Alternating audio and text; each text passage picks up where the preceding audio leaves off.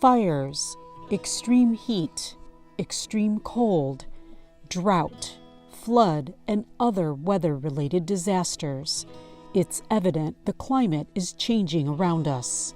We are nearing catastrophe. That's why the Catholic Church is working with scientists, including a world-renowned climate specialist, Dr. Veerabhadran Ramanathan.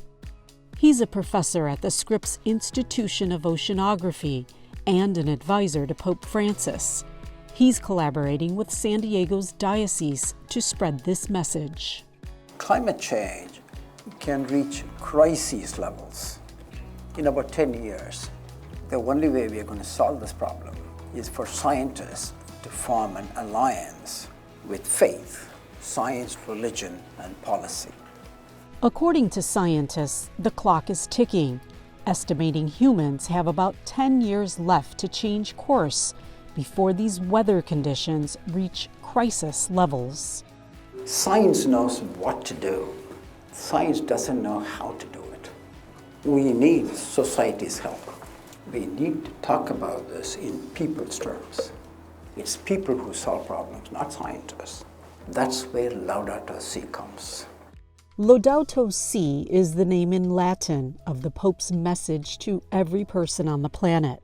He asks everyone to recognize the urgency of the environmental problems and to work together on a new path of sustainable development that takes into account the most vulnerable people.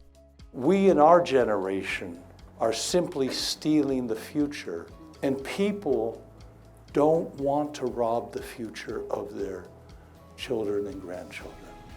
San Diego Bishop Robert McElroy focused on the Amazon as part of a church synod or summit he recently attended. It examined the religious, cultural, and ecological crisis in that region of 34 million inhabitants and proposed solutions. The Amazon is emblematic of the future of our world. It really is a test case for whether we can face the issues of climate change and environmental degradation in general, or whether we're just going to drift and let them persist.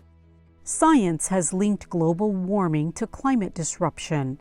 In the 20-year period ending in 2015, weather-related disasters killed 606,000 people around the world and left 4.1 billion injured or homeless, including in the U.S. Scientists and faith leaders agree that it's not too late to stop this process, but we all have to change the way we live. Dr. Ramanathan says the most important action urgently needed is to declare fossil fuels outdated and switch to abundantly available renewables. Before 1900, our technology was human power and horse and buggies. They served us well, but their time came. Now the time for fossil fuel has come.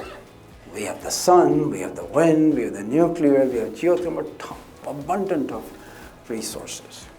We can't wish a world in which we are transformed here without making sacrifices.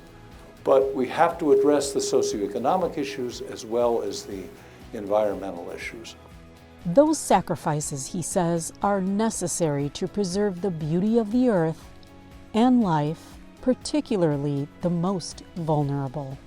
And so what we have to really do as a society is to resolve this gift, which is God's gift to us, the whole of creation, and those human lives. We've got to act now.